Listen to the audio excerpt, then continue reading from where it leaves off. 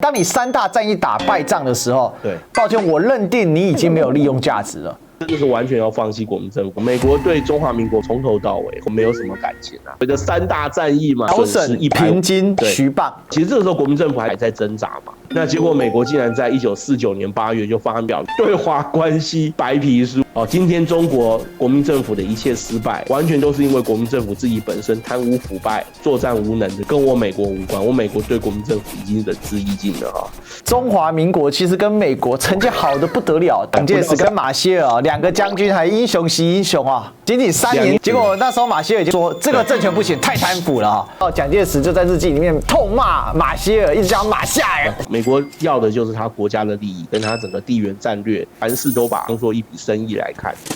Ladies and gentlemen, welcome the host. 第3个被放弃的代理人，不过中国比较特殊啊，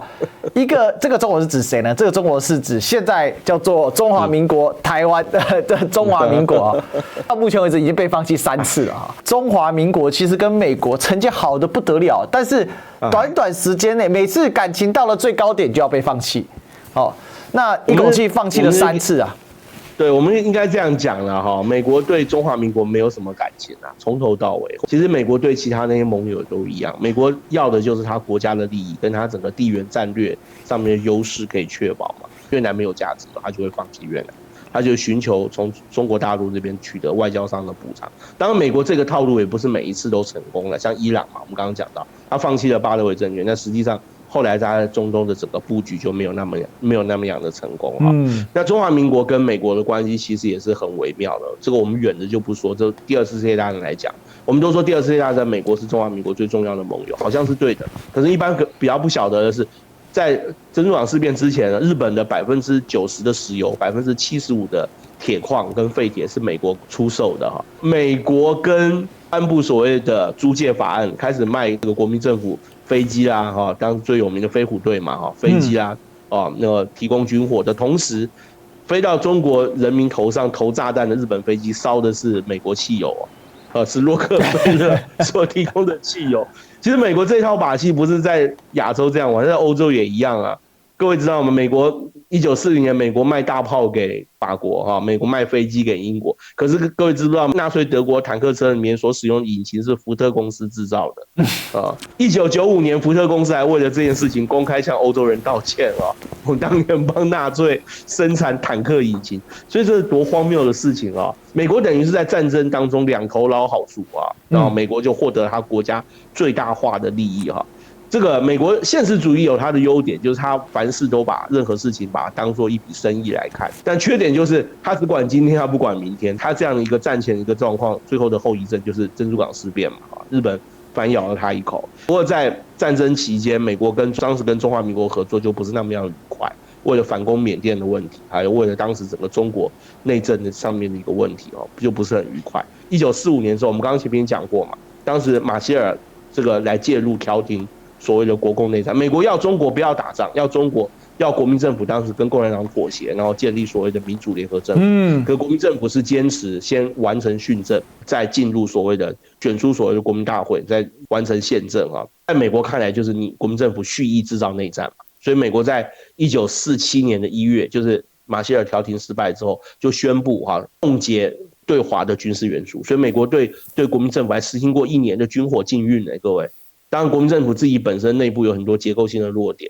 当然也有许多贪腐的行为出现。我们知道1948年底到49年初所谓的3大战役嘛，对不对？对。那国民政府在东北、在华东、在华北相继失败3大战役就是国民政府辽沈、平津、徐蚌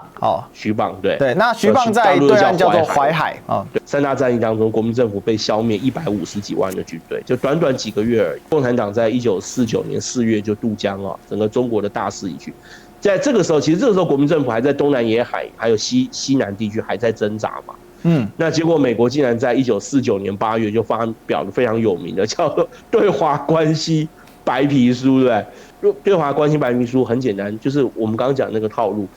今天中国国民政府的一切失败完全都是因为国民政府自己本身贪污腐败啊、作战无能的原因啊，跟我美国无关。我美国对国民政府已经仁至义尽了哈，就是完全就是跟巴勒维案南越的套路完全是一样的。反正美国真的是完全要放弃国民政府，是因为朝鲜战争的关系。1949 8月发表，1949哦，仅仅3年前啊，这个蒋介石跟马歇尔2个将军还英雄惜英雄啊。结果那时候马歇尔已经位列国务卿了嘛，就说这个政权不行，太贪腐了哈，太贪腐了。最近因为蒋介石日记解密嘛，那我们就看到蒋介石就在日记里面痛骂马歇尔，一直叫马夏尔，马夏尔嘛。蒋介石其实在日记里面也抱怨很多，比如说到后来要武器啊，美国人都是应付要炮弹给子弹，那这个有没有很像我们一开始所讲的有没有？要援助有啦，有给啦哈。Lloyd Austin 飞到了乌克兰去找泽连斯基啊，结果呢只给1亿美金。对，谁呢？美国国防部长。讲难听点就打发他嘛，就是这样。但是泽连斯基跟美国要多少？要60亿美金。所以这就是一个我们在讲说代理人在美国的现实主义面前，他是非常的脆弱不堪。当你3大战役打败仗的时候，对，抱歉，我认定你已经没有利用价值了。所以这个不就跟刚才的巴勒维一样吗？当巴勒维在整个在德黑兰市的广场里面，到处都是支持霍梅尼的人的时候，那巴勒维的末日已经指日可待了嘛，那只能准备流亡海外啊。所以它是完全一样的套路嘛，只是当时美国为什么下错棋？因为卡特总统幻想他可以跟霍梅尼来达成关系哦，对，人家霍梅尼是宗教领袖，谁管你？他以为霍梅尼会容纳自由主义，是，然后建立一个联合政府，完全是误判，对，完全是2回事，跟他想。3大战役打完之后，我们就看到这个局势就长这个样子嘛。就形成了今天的这个两岸的格局的基本样态啊。当然后面因为爆发了韩战哦，我想这句大家都很熟了，所以第7舰队协防台湾哦，所以最终整个非常不稳定的两岸关系才稍微稳定了下来。